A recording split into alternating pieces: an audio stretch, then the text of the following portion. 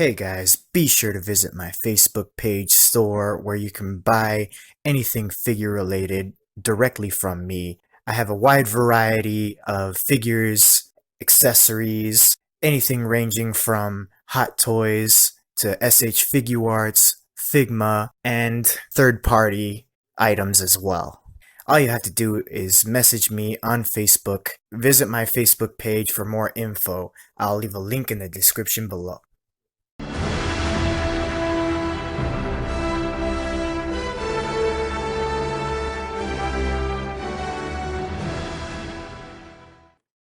How's it going, my fellow collectors? I'm back again, giving you another Hot Toys video review. And this time it's going to be of the accessory set for the Hot Toys Iron Man Mark L or Mark 50. It's the ACS 004 scale collectible set. This review is going to be a little bit different given the fact that it's not a figure, it's just a bunch of accessories. And I know we've already seen the Iron Man Mark 50, but it's a great excuse to show it off once again. So this review is going to have less categories than usual since it's just an accessory set. I'm going to rate it based on obviously the accessories and the packaging. And I don't normally add in a value category, but this time I think we are going to have to talk about the value. But before we get into it, let me just talk you guys through this pose. I got Iron Man here with Spider-Man and the Tony Stark Infinity War version. I'm basically just recreating the scene where they're in New York and they're about to fight Cull Obsidian and Ebony Maw, the children of Thanos. So the way I'm going to do this is I'm going to talk about each individual accessory and tell you where it comes from. Because most of the weapons and accessories that he uses in the movie, you only see them for a split second. So I'm going to be showing some clips of the movie where he's using those weapons or accessories, and I'm going to be as thorough as possible when it comes to that aspect. So we're going to start with this big blade that he has. So Iron Man uses this big blade when he's fighting Cull Obsidian in New York. He tries to attack Ebony Maw, but Cull Obsidian throws his battle axe at Iron Man and knocks him right to a park. And this pose is basically the pose that Iron Man does right before he hits Ebony Maw, but he ends up getting hit by Cull Obsidian instead. But like I said, you only see this weapon for a split second. Literally, if you just blink, you'll miss it if you're not paying attention. Okay, so stick around guys, and we'll move on to the next category, which is packaging. Alright, so we've made it to the category of packaging. And as usual, I'm going to try to blow through this really quickly. In the middle of the box, you got words that say Iron Man Mark L Accessories ACS 004 scale collectible set. And the letters are all reflective. And I'm assuming the ACS stands for Accessory Set number 4. And in the background, you get a cool image of the Iron Man Mark 50 armor. And in the bottom right, it says Marvel Avengers Infinity War. And on the top right, you get the Sideshow exclusive sticker. So that's a dead giveaway that this is the exclusive set that comes with the battle damaged faceplate. And in the bottom left, you get the Hot Toys logo. And on the top of the box, it says Iron Man Mark L Accessories ACS 004 scale collectible set. And in the background, you get the Avengers logo. On the bottom of the box, it says Marvel Avengers Infinity War. And on one side, you get more words that say Iron Man Mark L Accessories ACS 004 scale collectible set. And then you get a little image of the Iron Man helmet in the background. And then you also get a continuation of the image from the front that wraps around the side. So you kind of see his nanotech shield. And on the bottom, you get another Avengers logo. Nothing on the top. On the other side of the box, it says the same thing, Iron Man Mark L Accessories, 1/6 scale collectible set. And in the background, you get a little image of the Infinity Gauntlet in a red color. And also in the background, you get another continuation of the image from the front. This time, it's of the Mark 50 Armor's right arm, wielding the Katar. And on the bottom, once again, you get another Avengers logo. And then on the back of the box, on the top left-hand side, it says Iron Man Mark L Accessories, 1/6 scale collectible set, Avengers Infinity War Iron Man Mark L Accessories, ACS004. And on the top right, it says Hot Toys Presents Accessories Collectible Series. And then again, you get a small image of the Iron Man helmet. And then you get your warnings and stuff that nobody really reads. You get the Hot Toys logo with the Hot Toys information, the Secret Base logo with the Secret Base information, the Toy Hunters logo with the Toy Hunters information, and the Secret Base logo with the Secret Base information. And the Rebel Base logo with the Rebel Base information. And on the bottom, you get the Marvel logo with the barcode. And on the bottom left-hand side of the box, you get another little image of the Iron Man helmet. And then once we remove the slipcover, we get the window displaying all of the accessories. And on one side, you don't get anything at all except for the Avengers logo on the very bottom. And on the other side, you only get another little image of the Iron Man helmet. And then on the back, you get the cast and crew responsible for making the accessories. And then you also get another image of the Avengers logo in the background. And that's pretty much it for the box. And it's really similar to the Hot Toys Mark 50 figure box. The only difference is that it's wider and thinner. So because of that, it's going to get the same score because it has the same similar design as the Mark 50 figure box. So not really much difference. Because of that, it's going to get an 8 out of 10, just like the figure box. Alright, so stick around and we'll continue on with the review. Okay, so now we've made it to the next accessory, but before I talk a little bit about it, there's one thing I forgot to mention about the last accessory. So I want to direct your attention to the giant blade again. There's a lot of people that said they're not happy with the paintwork, that it doesn't look real enough or something. I don't know exactly what they meant, but in my opinion, it looks pretty good. I'm satisfied with how it turned out. It looks like real metal, even though it's not, it's plastic. But it sells the part, you know. It does its purpose. The only downside to it is that there's no weathering on it at all. You guys are going to find this problem repeating itself over and over again. For example, the weathering on the armor itself, you can see scuffs and scratches on it. And the problem is that the accessories don't have any scuffs or scratches on them at all. They're completely clean. And it doesn't really match up. It makes it feel kind of cheap, you know. Anyway, we're going to move on to the next accessory, which is the rocket booster. And I really like this piece, even though this accessory kind of makes the figure look like an Oscar statue. But, you know, that's really nobody's fault. That's how it looked in the movie. But regardless, I still like it nonetheless. But again, it's all one big solid plastic piece, and it doesn't match up with the rest of the suit because there's no scuffs and scratches like there is on the rest of the suit. There's no weathering on it at all. It's all one clean piece. What they could have done was at least put some scorch marks around the triangle on the bottom to make it look like the blast of the thruster, you know, has been marking up the suit, like the flame has been leaving scorch marks through the exhaust port. So they could have put scorch marks all around the triangle. That would have been nice. And he did use this rocket booster a couple times. One of them was when he was trying to catch up with Ebony Maw's spaceship, and the other one was when he fought Thanos. Alright, so stick with me guys and we'll move on to the next accessory. Alright, so next we have the energy blade that we see him wielding here.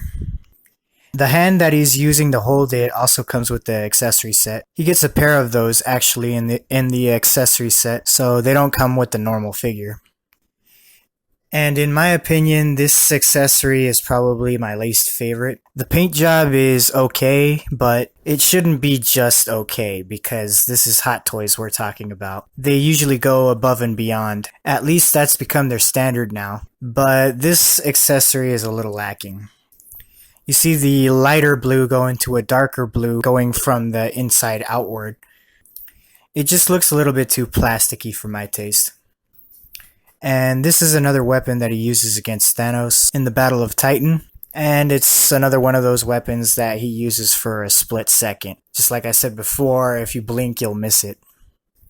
So here he is about to attack Thanos, and Thanos is about to block him with the Infinity Gauntlet. And then right after that, Thanos gives him a headbutt and sends Iron Man flying about 15 feet backward. Alright, so we'll move on to the next accessory. Okay, so moving on to the Nanotech Shield. This is another piece that I really like, but that's not to say it's all good. The paint detail, again, is lacking. The blue parts are a little dull. There's no weathering on it, there's no paint chipping or anything like that. It's all clean, it's all one big plastic piece, which means it's a little cheapy-feely. But because it was on the movie and it was in some pretty awesome scenes, I still like it. But as for the detail, it's barely better than the energy blade that I showed you guys before this. And then we have his battle damage faceplate. This is pretty much the highlight of all the accessories. It's the main reason why everyone wants to get the accessory pack. But I see some things that are different compared to the clean faceplate.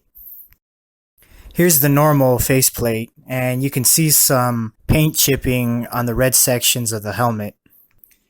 You can see some right there.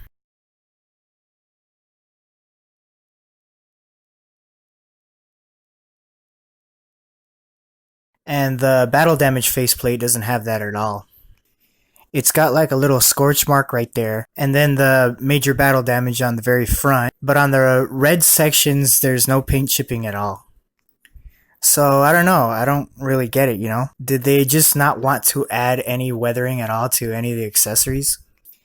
I don't know. Anyway, the shield, we see him use it at least twice from what I can remember in the movie.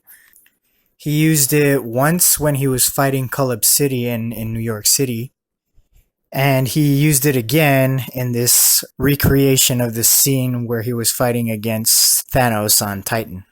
And then there's another scene where he uses a different shield. It's more of a circular shield, kind of like Captain America's, but with this design and pattern. It would have been nice if they added that shield as well. That would have been nice. But anyway, moving on to the next accessory. Alright, so the next accessory is the Power Mallet. And yet another underwhelming accessory. No weathering, basic paint, and it doesn't even have a light up feature. In the movie, if you remember, when he uses this Power Mallet to strike Thanos in the face, it does light up in that scene. And a lot of people confuse this Power Mallet with the Nanotech Repulsor Cannon, but it's not. It's the Power Mallet. It's when Iron Man punches Thanos in the face and Thanos tells him all that for a drop of blood. So, you know, I like it better than the energy blade, but it's not better than the shield. I'll tell you that. And we'll talk about the foot clamp later. I just wanted to address that subject about the Power Mallet. I am recreating that particular scene I told you guys about where he strikes him in the face. I'll do one more pass around to give you guys a chance to soak it in.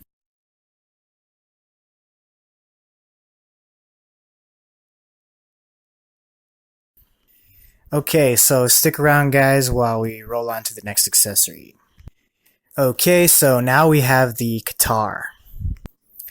And, you know, I think this is one of my favorite accessories.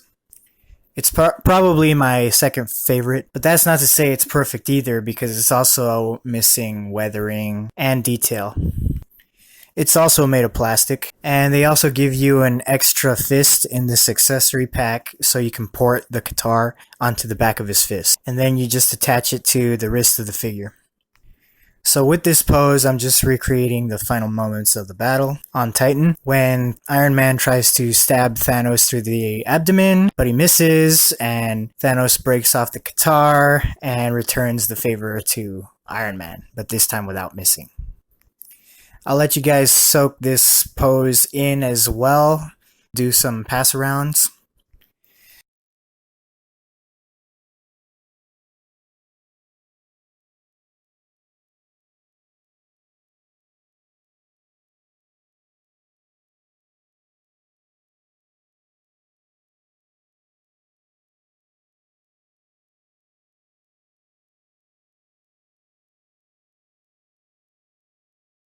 Okay, so we'll move on to the next accessory. Okay, so this time it's the Katar again, but this time it's a little bit different because it's been broken off of Tony Stark's hand and it's been driven into his abdomen. And Hot Toys did a really good job on the detail on the broken half of the Katar. It's very detailed. You can see all the nanotech mechanisms inside. I just wish they would have used the same amount of detail on everything else. So yeah, real nice. That's why it's among my favorites in the accessory pack. Alright, so we only have one set to go and then we'll wrap up this review. Okay, so we've reached the final accessories, which are the battering rams and the foot clamps. And I gotta tell you guys, I did save the best for last. The battering rams are my favorite in the accessory pack. Because when he pulled them out and he used them on Thanos, that was like really cool. And the paint and detail is the same as the rest of the accessories. There's no weathering on it either, it's all plastic. The blue colored areas are kind of dull, so definitely could have been better. But nevertheless, I still like them. But yeah, they could have been better. And also, the foot clamps, there's been a lot of collectors saying that you can't really pose the figure very well with the foot clamps on. But I was able to do it really well, as you can tell right here. I mean, of course, the foot clamps aren't designed to sit flush to the ground. That's not the idea for the foot clamps. The idea is for stability. That's the purpose. And I was able to pose them without looking awkward. And it's the same thing for these foot clamps as with the rest of the other accessories. There's no weathering, the paint detail is basic, and they are made of plastic. As for the articulation, all of the claws can move. The claws on the sides, that's pretty much as far out as you can get them. The claws on the front, you can probably get them as far as this. That's pretty much as far as that'll go. Maybe a notch further up. All of the claws can go pretty far down. And the claws on the back of the feet, like this one, it could probably go about 3 notches up from this position. And about 2 notches with this one. And moving on to Thanos' Gauntlet Constraint, it's also very basic, and it doesn't sit very flush to the gauntlet, as you can tell from looking on the sides. And there is a magnet on the palm of the gauntlet which holds the constraint. That's how the constraint stays on there. But it does the job overall. But it's nothing to write home about, it's okay. And I'll talk you guys through this pose as well. I think everybody recognizes this. Everybody knows what happened here. It's when Iron Man uses the battering rams to pound into the chest of Thanos, while he's holding himself stable with the foot clamps. And I think I'm going to leave them in this pose because I really like it. And there's another subject I want to touch base with you guys about. It's the value of this accessory pack. It is way too overpriced. I mean, it was around $250. With that much money, you can buy another Hot Toys figure, pretty much. Plus, you have to pay for the figure itself, which is close to another $400. I mean, that's a real rip-off, Hot Toys. Real talk. I mean, there's no die-cast parts in the accessory pack, and everything is painted at the most basic level. There's no real detail in any of the accessories, and you guys are gonna go ahead and charge us $250? Yeah, no. That is way overpriced. And the only reason why I got this accessory set is because the Mark 50 didn't really come with a lot of accessories to begin with, so something's better than nothing. My favorite piece has got to be the battle damage faceplate. But as I said before, there's no scuffs or scratches on the red sections of the faceplate. And there is scuffs and scratches on the regular faceplate. So I don't know what's up with that. Anyway, that's my biggest gripe on this accessory pack. I mean, for $250, you could have added in the circular shield that he uses against Cull Obsidian. They could have gave us those sentry platforms that deploy from the back of the Mark 50 armor. I don't know the exact name of them. I think it's like Energy Displacer Unit. And maybe some laser effects. I don't know. You could have added more stuff. That's the point I'm trying to make here. Like I said, $250, that's a rip-off price. So for the accessories, I'm going to go ahead and give it a 6 out of 10. Because you do get a lot of accessories, but they're not the best looking. So to add up the score, this accessory pack is going to get a 14 out of 20. Alright guys, so I want to thank you all again for tuning in to my channel. And if you haven't subscribed, please do so. And don't forget to hit the bell icon to get notified for my latest videos. And if you liked the video, please give it a thumbs up. But until next time guys, I shall catch you on the flip side. Alright, bye guys.